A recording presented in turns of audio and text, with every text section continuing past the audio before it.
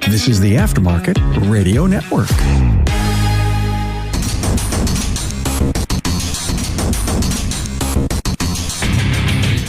Welcome, everyone, to yet another episode of Diagnosing the Aftermarket A to Z. Today, I have the distinct honor of having a shop owner and a friend. His name's Seth Thorson. He is the owner now of a multi-shop operation, AUTOTECH, here in Minnesota. Unfortunately, Seth, I don't get to have you on under the best of circumstances. I wish it was different, but I don't know about you. I was a little surprised at the news that Steve Brotherton had passed away. That was a sad news. I unfortunately wasn't shocked. His health has not been good the last few years, so that's why you haven't seen him online some and tough getting around. But I mean, he's been around. He was at not this Beamers, but the last Beamers he was at out there and out, and you could see him running around some. And I know I'd sent him your phone number at one point. So I'm going to really miss the guy, and I'll get into that a little bit more. As I'm sure you will. Let me first thank our sponsor, NAPA AUTOTECH Training. NAPA AUTOTECH offers 3-hour virtual technical classes that can be accessed from the comfort of your home. To find out what courses are available, go to NAPAAutotech.com and click on the NAPA AUTOTECH class calendar link. My introduction to Steve Brotherton was like, I think many people, especially those probably over the age of, 35, maybe 30, was IETN. The shop management forum, probably the technical discussion forum, and maybe shop equipment to a degree. And then he was in IETN chat a fair bit. So that was my introduction. Yeah, I met him on IETN too, pretty much after I left the dealer, and he kind of sucked me into the Beamers organization and kind of encouraged me to keep growing. And like most people, I'm sure, I kind of take some of my fight against the aftermarket scan tools from Steve. That was well ingrained into me from Steve. So my disdain for a lot of the aftermarket tools and OE is in large part because of some of his influence and what the influence he had on me. I distinctly remember my first time teaching a class. For those that don't know, obviously I teach a ton of training, or used to, not as much anymore. Send Justin around now. But when I taught my first class, he was front and center in the front row at Beamers, and I'm teaching a BMW class in a BMW only group. That was interesting because he always puts the instructor on grill when he was in his prime. So that was a very, very, very interesting and intimidating class for my first one.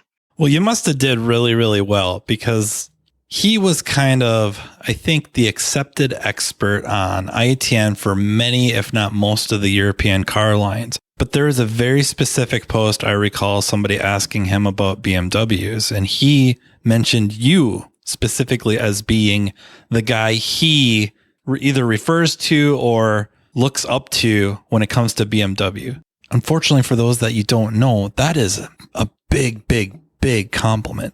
Yeah, he was probably one of the most humble people out there. He could be tough. He would chastise you for not knowing what you're supposed to know, but then he would spend his time helping you to figure it out. Some of his articles on Mercedes CAN bus that are still flowing around the internet, you go start looking 2004, 2005, there's still some great training and great reading that he wrote, and obviously had a huge influence on me and able to help me through my career and just be a resource as I stepped in the shop ownership. Obviously, he retired a few years ago from owning his shop. Even the shop management forum, right? I met him on the technical forum, but as I stepped in the shop management, I saw him a lot on the shop management forum, right? Giving advice and help and different things like that. Obviously, a huge part of Beamers, the BMW organization's hurting a little bit with his passing, and there's lots of messages there. I just did a quick search through my email. I have emails going back to 2004, 2003 with Steve. So I just have treasure trove of emails back and forth. I probably visited with him a bit on IETN chat. I think the first time I met him face to face was probably around 2007, maybe 8, in Las Vegas at Cars. Cars was the flagship event for ASA National. And I saw him, and I didn't want to bother him. And of course, as starstruck as one can reasonably be when you see someone that's kind of got a known name within the profession. And I just didn't want to bother him, but I just kind of wanted to run over, shake his hand, and just thank him emphatically for all the stuff I got to learn from him, reading his posts, reading his responses to posts, reading what he would say, and, interactions with him on chat. And I was blown away, absolutely blown away that he talked to me for the better part of a half hour. It was so pleasant. And I'm a nobody. I still am, but back then I was nobody. And I got a half an hour of his time. I got his phone number. Please call anytime. I just left. I don't know if my feet were touching the ground. You know what I mean? Just like so mind blown. And that set like a precedent for me about how to behave a little bit. Cause he could have been just like, yeah, see you around. And that's what I would have expected. And I would have been ecstatic and left with so much more. Yeah, he's got that personality. I mean, bigger than life. And when he was in a room, obviously, immediate respect from people. And, I don't think he saw it as much as everybody else because that's who he is. And, I would say the same for you, Matt, that, there's a lot of people that are starstruck when you walk in a room and want to talk to you and, haven't met you. And I hear it from people that, oh, yeah, Matt, yeah, call him. Like he'll answer the phone. But I think we underplay sometimes the importance of or how we impress the industry, and we don't even think about it because generally we're doing what we're here to do. We enjoy what we do. It's more natural than it appears, but I would say you have the same effect on people. I doubt it. I mean, otherwise they finally meet me and go, that guy fixes cars. I get to spend really the better part of a week with him. Harvey Chan, kind of a long list of people. Mac Vanderbrink up at Albin Moore and his wife cabin, or not cabin, it's their home, but their home is a very nice cabin-esque building home. Better part of a week with him. Man, I just couldn't wait to wake up and listen to him talk. So much information in his head and such a clear way of thinking, whether it was on a car, whether we're talking about diagnosing a car, fixing a car, or the business side of things. I don't even want to say marketing, but he was a very, very big proponent of capability, establishing capability. And as clients found out that you were capable over and over again, that you won not just the work that, you might have cornered, like the harder, electronic diagnostic type stuff where you had the proper equipment, as he would have factory scan tools for these car lines. So I guess not to get long-winded here, he owned or co-owned a shop in Gainesville, Florida, where I think they worked on pretty much German. Yeah, 7 or 9 car lines. Yeah. Continental imports. And it was like all the heavy hitter European car lines. And then I think like Lexus and maybe Acura. Yeah, and I think he started to drop some of that towards the end, but I'm not sure what they currently work on there. But yeah, I mean, he was a big proponent of having the factory tool enabled you to be able to have the privilege of doing the brakes and the easy work. Like he wasn't take the good stuff and then ship the hard stuff away.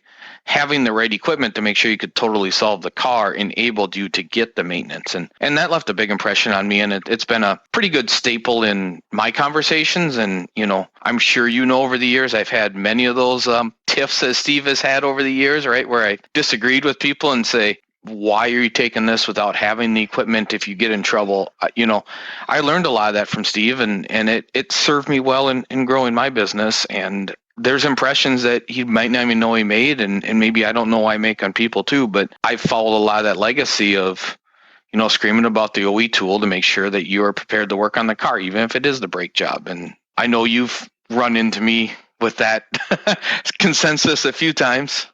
Steve, I think, very much affected my approach to pressuring ownership to get certain pieces of equipment. And if they wouldn't, to get to the point where I would go get it. Because of that philosophy of, because I could do, back then, probably the programming was the big thing. If I could do the programming and maybe learn new keys, because the options otherwise were quite a distance away. Now I've established myself as being able to service these car lines that are not easily serviced in our area, around the Red Wing area. We then got the gravy, if you will. They weren't going elsewhere. It's like, oh, I found the shop that can service my vehicle. The other shops kind of give me static. They kind of sneer when I walk in because they don't want to work on my car. That affected me greatly with choices to do. In your case, it's almost like seeing how long I could get away with something until I couldn't. and then I got an earful, deservedly so. That's the heritage of Steve to some degree. He would give you an earful, but he would help you. I'd kind of do the same thing. I give people an earful, but I'll ultimately help them. But there's a lot of DNA that came from a lot of conversations with him and text messages and phone calls over the years. And then you go get the real tool, and all of a sudden you just don't really have those problems anymore. It's amazing how that works. In this case, the OE tool wasn't really all that expensive. No, it wasn't. It's cheaper than the screwed up module. It was. Luckily, that got resuscitated, but yeah. Yeah, that's his DNA. I mean, and that was all over IETN. And I remember this was I'm kind of lucky, right? This was the dawn of the internet. I got on the IETN 99 when I graduated high school. My high school teacher said, hey, there's this place. And I got on it and didn't really do much. But then when I left the BMW dealer and jumped on, and, I was still 23, 24 years old. And I was in all the chats all night long with Harvey and Steve and all those guys. And, I was the young one, because I was in all these, Scott Brown and all those guys were in the chats, and they all accepted me. There's obviously it was not the softer world that today is. There was a lot more harsh words back then on IETN, and some of these people get super offended on the Facebook groups as it is, and I can't even imagine if they had to pile into the old world of IETN. Oh my word, would they be hurt? John Luttenberger and Tim Lena, and they could be rather sharp. Ragsdale, I suppose. Randy Burnclaw on a given night could give it to you pretty good. Bob Clark would go after stuff. Him and Steve would go way back and forth on the industry about the right to repair. Him and Bob would go at it pretty good. But yeah, I mean, I was super lucky that, he ended up taking a liking to me, and we spent a bunch of time talking. And man, I was young and, hot-headed, younger. And some of these people would come after me right as a young tech, and he would not let them have it. If it was a BMW, if it was something else, he might let me go a little bit. But he was really good at all those things, and just an amazing mentor, an amazing human that would always have time for you. Yeah, that was the amazing thing. Get you in touch with the people you needed to get in touch with I guess I'm thinking more like tooling from a tooling perspective. It was the BMW tool before 3G ISIS. Oh, the GT1?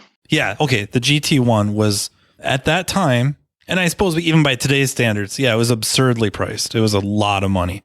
But he would put you in touch with the people you needed to be in touch with to get the tool, and the ops head was important. And then for a while there was a tool called the PC Retriever that did a relatively good job. Did a decent job. That was the first one to use the J2534 protocol that BMW passed. Back in the day, it was Central Letter Shop is where you got the GT1, and SSS, which was so you had to buy the GT1, which was the tablet. SSS was a desktop unit that ran the programming software. Before that, it was the Modic, and then obviously they had the Dis Plus, which was the big tool with the scope wires and hanging, and it was a precursor to all these diagnostic carts that BMW engineered a long time ago that had the boom with all the leads, and it was none of that's new. It's all been done. I remember him giving it to, we won't name names, but a shop owner, Eurocar line, and he specialized in one of those, but held off on getting the factory tool because, to be honest, at the time, the aftermarket tool was quite capable. But this was like the dawn of guided fault finding. And if I recall, he was struggling with a convertible top not working. And Steve is just giving it to him. One, this is the only car line you work on, and you don't have this factory tool, which wasn't too terribly priced. And it was still a tablet, touchscreen tablet at the time. And in it, the guided fault finding section was particularly strong. For the convertible tops, it tells you every switch open, closed, with pictures of the top in every segment. It's incredible for that issue. So the shop owner finally gets the tool. It couldn't have been a week later. He is on IETN going, I don't know why I put this off for so long. This is so great. Beyond just the convertible top stuff, there was other things that he had been missing out on for years. Steve could have just rubbed his nose in it or his face in it, but he didn't. It was just kind of like, now you know why I pushed this stuff.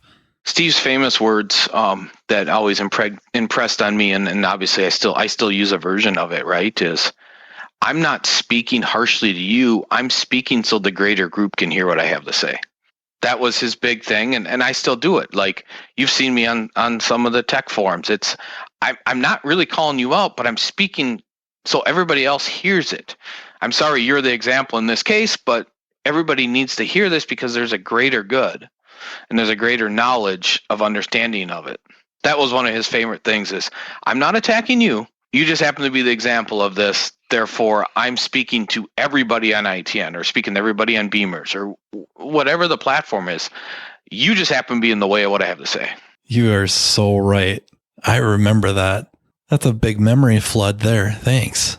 Because people would get mad at him. I know people have been mad at me, with the OE stuff, but that's kind of the thing is we're preaching to the greater people looking, just like nowadays when you respond to a Google review, what's everybody tell you? You're not responding to the reviewer, you're responding to everybody else. It's the same principle.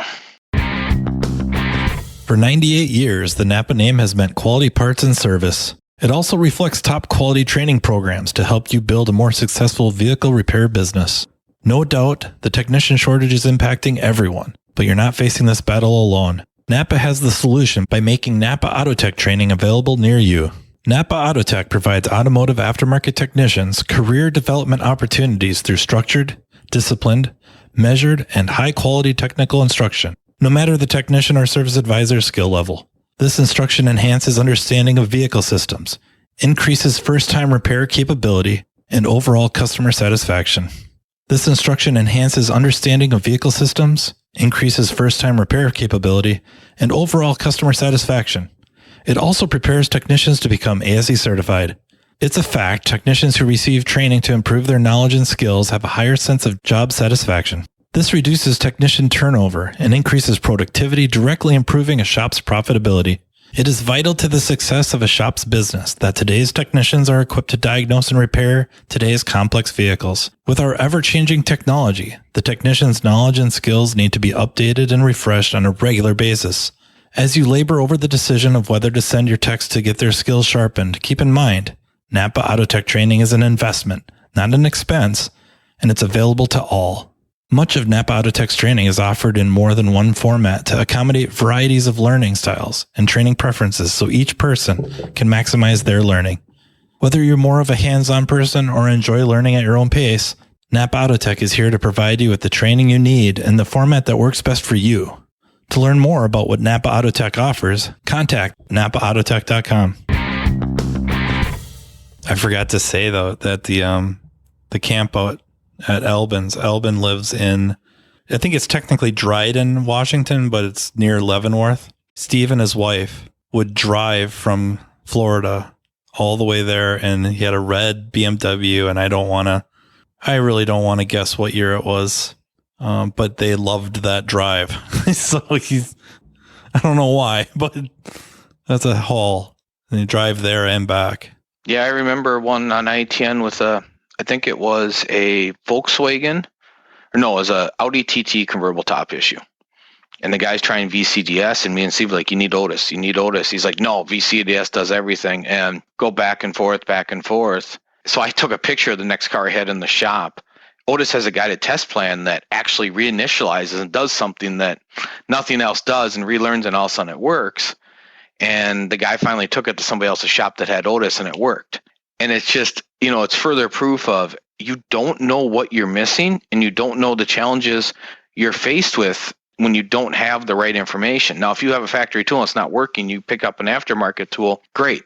That was his point all the time, was if you have the factory as a backup and you don't use it and it doesn't do what you need and you go to something else, so be it. But if you don't know what you're missing, how do you know? And then what if the tool had a guided test plan that took 10 minutes to solve? You had 4 hours in the car. Are you legitimately going to bill that customer 4 hours? And there's guys that'll say, well, yeah, because that's just what it is. Well, you were ill prepared. It's like going to a doctor and saying, well, I don't really have an MRI machine, so I'm just going to feel around and I'll bill you for the 7 hours of needling around until I figured out what was wrong. An MRI machine could have told you in 30 seconds. Exactly right. I mean, he had aftermarket tools. They had specific purposes. For at least for a while, it was like for test drives.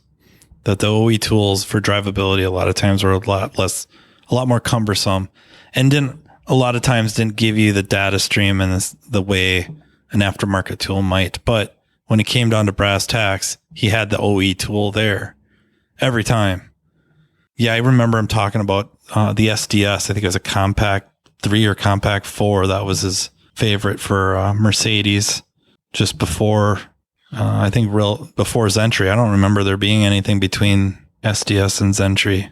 Not really. It's just kind of evolved. That's one of the few factory tools that just kind of kept evolving.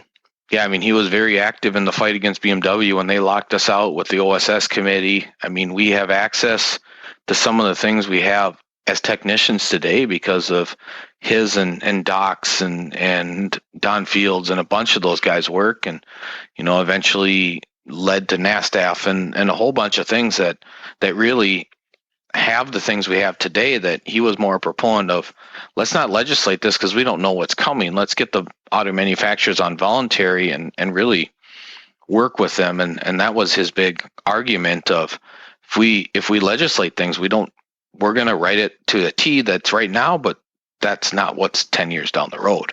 And now they don't have to give us those things. And so his big thing was voluntary access and fighting them and saying, no, once you give this, an advocate to work with them. Yeah, I was going to ask about that. And then was that part of Bimmers when it started up? That was part of Beamers. And it was called something before Beamers, but there's a whole long backstory of Beamers. But yes, that was a big part of it. And obviously I joined Beamers after some of this stuff, but obviously heard from Steve and a bunch of others, the whole heritage of how that came about and them really going to bat with BMW for access. And the linchpin was, you had to give emission information, and somebody figured out, it was Steve and Doc, I think, figured out, I'm not sure the whole story, so I don't not want to say it as 100% fact, but basically the instrument cluster is part of emissions, and everybody agreed. And once they proved that the check engine light was part of emissions, everybody knew the cluster was the gateway in the BMWs. Once they got access to information on the cluster, the whole car became unlocked. And that really opened up all the aftermarket tools, and then it opened up the OE and really kind of said, okay, we can't stop this. Yeah, the other thing that occurs to me is that he, early on, years and years ago, was big on specializing. Specializing was where you really develop value, whatever the discipline was, but really in our world, specialize. Like that was his big thing to me early on. Kid at a independent shop, kind of happened to do a little bit of everything and just impressing upon me, specialize, whether it's in 1 or 2 car lines or in a area of or segment of repair. And I chose the latter. I think it's paid dividends. I think others are following suit because that's just the way it's got to be. The cars are getting to the point where it's hard to know everything about everything. He was a big advocate in it. And I hope I see the industry turn more towards it, but I think a lot of people still try to be a little more generalist than they should. And maybe we end up with specialty areas and everybody else is a generalist. But I don't think they're going to want to take the pay cut that comes with that to be the generalist and let the specialists increase the prices to do the specialist work. I don't think that's going to come to fruition. But specialty is definitely where it's at, and he was a huge proponent of it. And it trickled down to things I did in business. Like we decided that we're going to start working on Lamborghinis. So what's the process to do that? Well, we buy a car to do some testing on. We buy the right tools. We do a ton of testing and data, and then we announce it to the public that we are ready to work on the car. We don't just take the cars in and try to learn on them and say, well, the car's a car, and we're going to learn on them. And that was very much impressed on me from him of all the years of knowing him. It's like, you are the expert. You are the specialist. If you're going to take something new in, you better be there's a cost. How much is it going to cost you to get in that market? And you better have tools, training, and knowledge, and then you open up that expertise. Yeah, and especially in something like that, most likely you immediately own the market. Yeah, I mean, I guess that's something I would do, not or have done, not so much on the exotic ends, but just the car lines that are not necessarily well represented in our area. Get the tooling and training and such.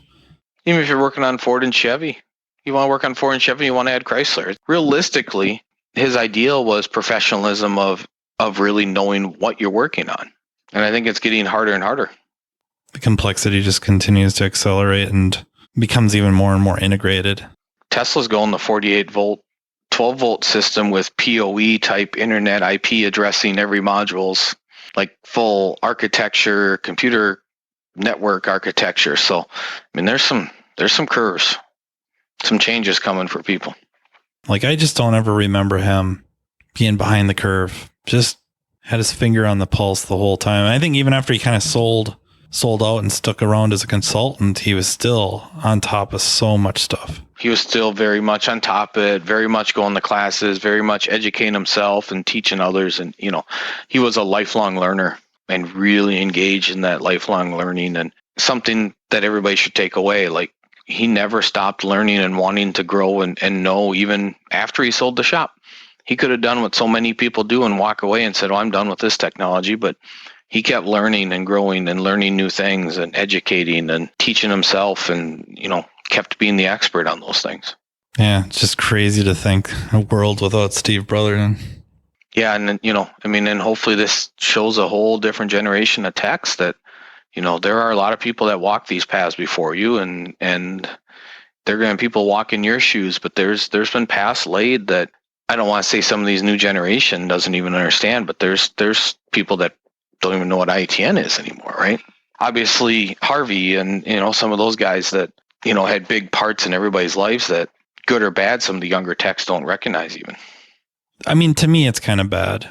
Of course, there's the historical part of it, but I think just recognizing certain individuals, and I think there's a fair number of them, what they did to affect so many so positively. And then, Steve just went that one notch higher with the stuff dealing with a manufacturer and maybe the government to at least a little degree that led to a lot of the, like you just said, like a lot of the things we may take for granted of having the ability to do, he had a part of getting us that type of, or maybe not even assuring us that kind of access. It kind of sucks to think about people don't know. There's no central database, right, for automotive. There's no automotive technician Hall of Fame or trainer Hall of Fame that you can go read about how this industry is, right? We're kind of all immersed in what we do every single day. We don't have the history data, really. Yeah, and the information's just there, or the ability is just there with, you don't really question why or how. Yeah, I mean, when I started with IETN, right, it was still dial-up minutes that you bought, how many minutes with AOL and at the grocery store checkout line. That's how we connected the IETN back in the day. And I don't remember when you first started showing up there, but it was still pretty early. Yeah, it was still dial-up. IETN chat specifically was dominated by just brilliance. The forums, for the most part, it was pretty rare that you just had somebody logging in and going, I got this 93 Chevy that doesn't start. What do you think could be wrong? What should I check first?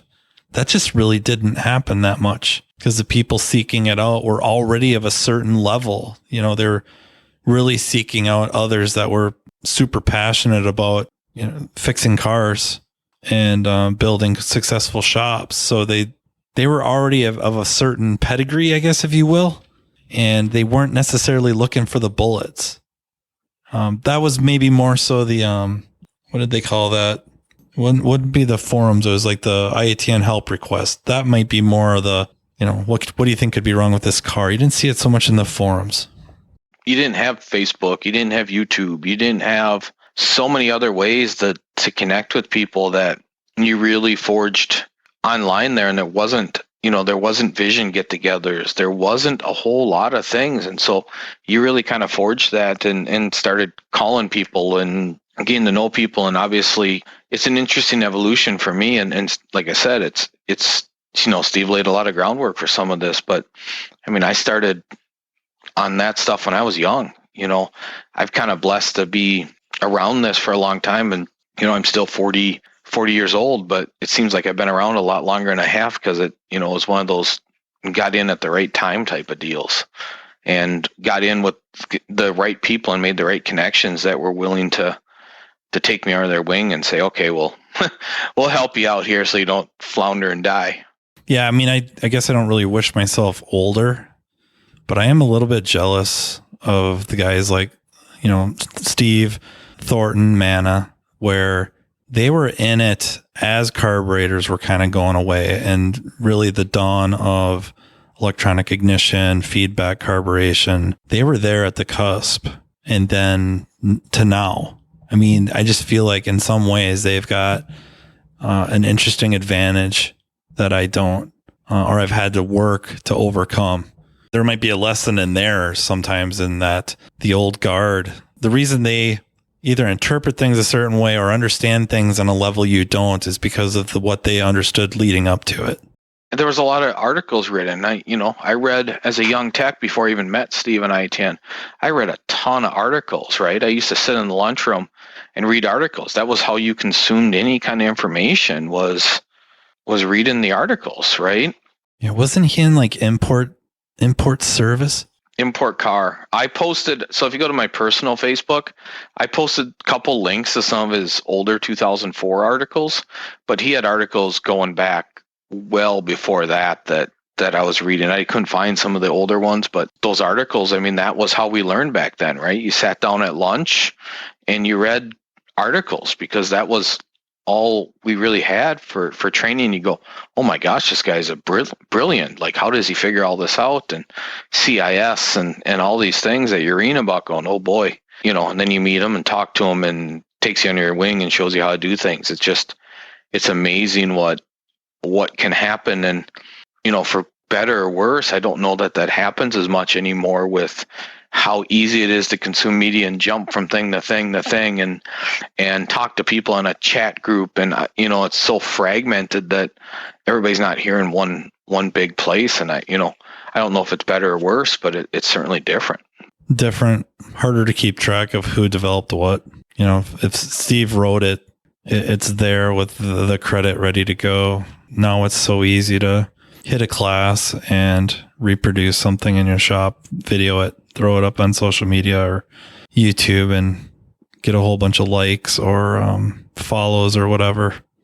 Or back then it really wasn't, it wouldn't have had the sheer number of numbers consuming it, but the ones consuming it would have been very specific, specialized even. So yeah, that's completely different.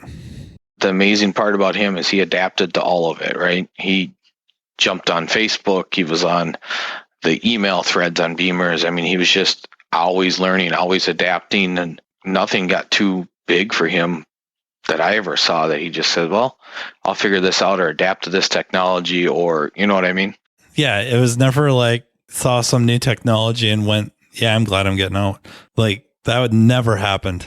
No, I talked to him last year a little bit, and obviously with some health issues, harder and harder, but we'd talk on the phone periodically, and never got into the EV stuff. But I imagine had he even got into that wouldn't have phased him. He said, let's go. That's just who he was and how he was. There was just nothing that said that's what's gonna drive me out. And I did a podcast with Carm years ago, and he asked me some question, and I said, I think there's a quote running around of it, right, that comes part from Steve of, we're in the business of fixing people's personal transportation. I think I said something along the line of, I don't care if it's a hovercraft, right? What we do is we fix people's personal transportation. And that's something that, he impressed on too, is it doesn't matter what they throw out. Our business is fixing their transportation. Figure out how to fix it. It may not be the same vehicle that it was back then. It may not be the same vehicle in 20 years from now, but people always need some way to personally get around. And I don't think that's ever going to change. Just as ingrained in humans are, you go back to nomadic humans, and there's just a lot of things that people say can change, but I don't think you're going to change certain parts of what's ingrained into us as human beings. And I really don't think you're ever going to get that part of us out of. There's some amazing people, and I'm happy that you're doing this and had me on, and that we can put a little piece of this out there for those to live on with some of these memories. Yeah, I hope so. I hope it drives people to kind of seek out his articles, and maybe, if you're a member of IETN, or, even taking a short-term subscription to go search his posts and his responses, and it's all applicable to today. It's all applicable. His philosophy, I just find, as close to bulletproof as any I've ever heard. That capability can be a foundation for a very successful business, and specializing, picking, whatever that may be, right? Car lines or service segments, stuff like that. Just there's fewer truer words and advice ever spoken. And he did it for decades. Like, not only said it, but did it. Yeah, he not only talked about it, he actually accomplished it. And he accomplished it, let's be honest, Gainesville is in the middle of, I don't want to say middle of nowhere, right? I mean, somebody's going to get mad at me for saying that, because there's some really rabid football and basketball fans that live there. Yeah. But somebody's going to get mad at me. But Gainesville's a college town. It's not a hotbed. It's not a large metropolitan area. And he specialized and did numbers that would eclipse and amaze current shop owners. And you hear all the time, well, my market's too small. But yet he did it before anybody else could in a very small market. It's a, college town. The population there is not big for what he accomplished. One point, he was over $2-3 million, and just amazing, right? For 140,000 people that live in Gainesville. I mean, every time somebody say you can't specialize, man, he's a case study to say, excuse me? And granted, it's arguably different then than it was now, or is now, but just that, like the health insurance stuff, where what the programs they had at his shop, he really, when he started comparing it to some of the other costs of doing business, it just didn't really faze him. Like, you just do it. And again, charging fairly for what you're doing, but again, backing it up with the capability and doing it right and knowing what you're doing. And it just sets so many precedents of stuff that I've been really trying to follow as best I can. Believe it or not, Matt, let me find it here. One of the last text messages, because we talked on the phone some, but one of the last text messages I had to him, well, one was happy birthday, but one of the other messages we had to him was asking if I could give you his cell phone number, because you must have lost touch with him. Oh, man. Remember that? Yeah. I have a text message where it's like, hey, can I give Fanslow your cell phone number again? Because I try not to give out people's numbers unless I have permission. It's just kind of something that's been ingrained in me. So I think one of the messages I have is, hey, can I give cell phone number out to Matt? Yeah, June 4th, 2021. Matt Fanslow, met a seminar wanting to set up a phone call. May I give him your cell phone number? Just like me, your IETN post created effects on him. And that was the exact message I sent to him June 4th in 2021. The same thing we talked about, that his post on IETN created effects on so many people and affected the industry in ways that, hopefully people now realize that they may not even know him. I mean, I'm just so glad you worded it that way, phrased it that way, because that's exactly what I would have made sure I said, that I would want him to know how big of an effect he did have on me, both just reading his posts and then, of course, getting a chance to meet him and hang out with him. Honestly, in Washington, there's nothing to do there. You're sitting around the campfire. That's what there is to do.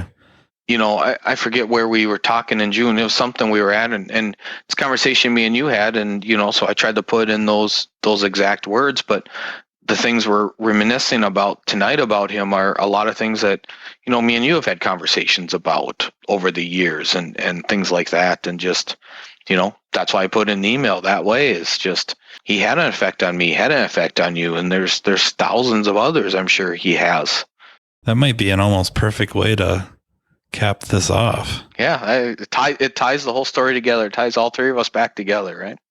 I am ecstatic how you could join me tonight on extremely short notice. No, I was happy to do it. So, obviously I put a couple things off, but I have church tonight usually, and I told my church group I can make it shortly after this, and they obviously understand. And prayers and thoughts for Lynn, who's Steve's surviving wife there, and the shop there is obviously heavy on our minds tonight, but still important to remember people and share the good times and what they meant. And obviously as we get funeral details, I hope to make it down there. So, well, thank you again, sir. Thank you everyone for listening. And seriously, if you can, look him up. Look up anything you can find about Steve Brotherton, because he's not just a class act, but he has had such a powerful and positive effect on all of us, whether you know he did or not. And now you should know he did. So yeah, please invest a little bit of your time looking into this. Thank you to NAPA Auto Care for sponsoring, and thank you to the Aftermarket Radio Network for really making this all possible. So until next time, please, everyone, take care. You've been listening to Matt Fonslow, diagnosing the aftermarket A to Z on the Aftermarket Radio Network. Follow Matt on your favorite listening app. He's very interested in what you have to say. Let him know what you'd like him to cover and come on the show. Matt is all for advancing the aftermarket. Find Matt Fonslow on social media and connect, or on aftermarketradionetwork.com.